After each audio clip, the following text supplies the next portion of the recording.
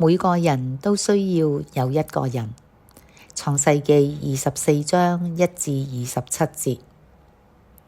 喺前一章經文，亞伯拉罕埋葬咗佢嘅妻子撒拉，23章19節。而家佢已經年紀老邁，140歲啦。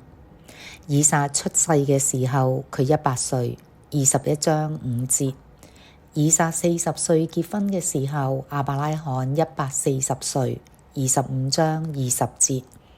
佢嘅兒子以撒仲未結婚，母親就去世，因此出現咗情緒問題。24章67節。然而亞伯拉罕得到嘅幫助不僅僅係嚟自耶和華神，亦都係嚟自佢嘅老僕人。喺工作層面，你係一個點樣嘅人啊？你同僱主、同事或者下屬之間建立咗點樣嘅關係呢？你點樣喺工作上面榮耀神啊？點解工作不僅僅係一份工作，而係對我哋嘅價值、言行、見證嘅考驗呢？一、工作要盡職和可靠。創世記24章1至8節。深受亞伯拉罕信任，掌管佢所擁有嘅一切，大概就係佢嘅管家以利以謝。15章2節。以利以謝係一位傑出模範嘅僕人或者係僱員。難以置信嘅係，以利以謝稱呼亞伯拉罕或者以撒為我的主人有19次咁多。24章12節有2次，14、27節3次，35、36節2次。37、39、42、44、48節各2次，另外分別喺49、54、56、65節。喺亞伯拉罕身邊，冇人好似以利以謝一樣可靠、盡本分同埋殷勤。以利以謝嘅忠誠係毋庸置疑、無與倫比，而且無懈可擊嘅。年老嘅亞伯拉罕對有能力、忠誠同埋關心佢嘅以利以謝傾注咗佢嘅心、靈同埋關注。亞伯拉罕選擇、命令同埋委派以利以謝做咗聖經中嘅第一個誓言。24章8節。亞伯拉罕認真、堅定、誠懇咁對佢嘅僕人講咗2個命令：把24章2節同埋謹慎6節，並且強烈嘅對以利以謝講咗2個不要24章3節6節，同埋一個指示24章8節。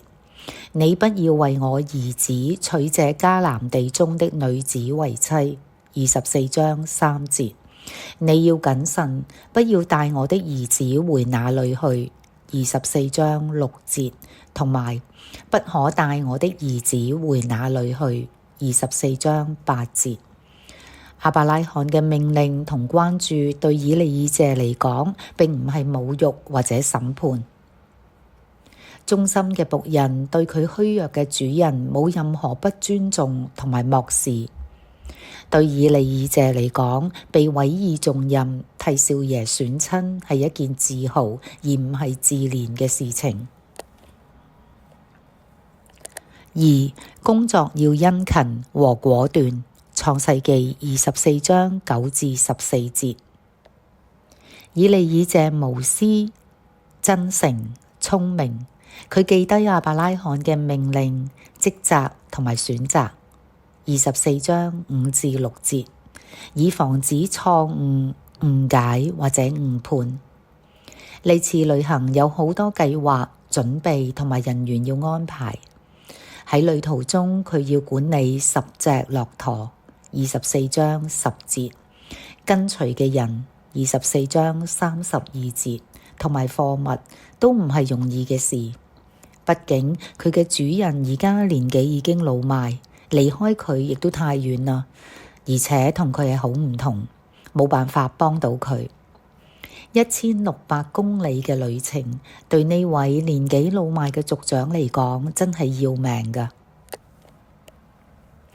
以利以謝禱告中嘅動詞遇見同埋詩24章12節都係祈使語氣，表明佢嘅果斷、決心、信靠同埋背水一戰。佢係一個敬拜耶和華嘅外邦人。24章26、48、52節係聖經中出現呢個短句嘅次數最多嘅一章經文。稱呼神為耶和華係猶太人嘅用法，喺呢一章經文出現咗7次，包括咗係24章嘅12、27節兩次，另外分別喺35、40、42、48同埋56節。3. 工作要有洞察力和策略。創世記24章15至27節。利百加係一個極其俊美嘅女子。24章16節。但係呢個並唔係用嚟定義佢嘅。然而喺文章中重複得最多用嚟描述同埋定義利百加嘅係急忙呢一個詞，總共出現咗3次，分別喺24章18、20、46節。除此之外，佢仲跑到井旁24章20節。利百加不單止應以利以謝嘅要求俾水佢飲24章18節，仲主動確保駱駝喝足24章19節。作為獎勵，呢位年紀老邁嘅僕人被稱為我主24章18節。利百加耐心、禮貌、積極，佢8次承認耶和華嘅名，分別喺24章嘅27節2次，另外喺35、40、44節，仲有48節2次，同埋56節。俾10匹駱駝飲足水唔係一件開玩笑嘅事。24章10節。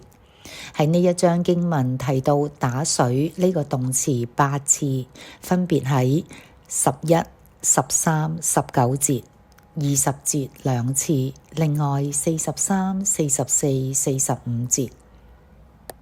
呢啲都係令人疲累、繁重而且乏味嘅工作。以利以謝提出要求住宿24章23節。利百加補充咗家裏足有糧草24章25節。最後，對於狡猾而精明嘅拉班，以利以謝用告訴我24章49節，同埋打發我走24章54、56節，呢兩個不容置疑嘅祈使語氣嚟說服、提醒同埋糾纏拉班。結語：有人話忠誠係稀有缺乏嘅資源。一個良善而忠誠嘅僕人係一個富有成效、通達、忍耐嘅人，而唔係一個容易惹怒、有問題或者喜歡表現嘅人。你知道你嘅老闆嘅心思意念嗎？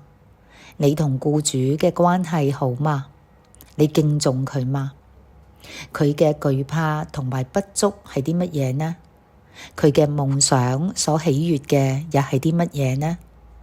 你對工作有主動、靈感同埋興趣嗎？無論崗位、部門或者處境係點，讓我哋學會親近神，彼此信任同埋觸動生命，以感恩、真誠、親切嘅方式服侍神同埋其他人。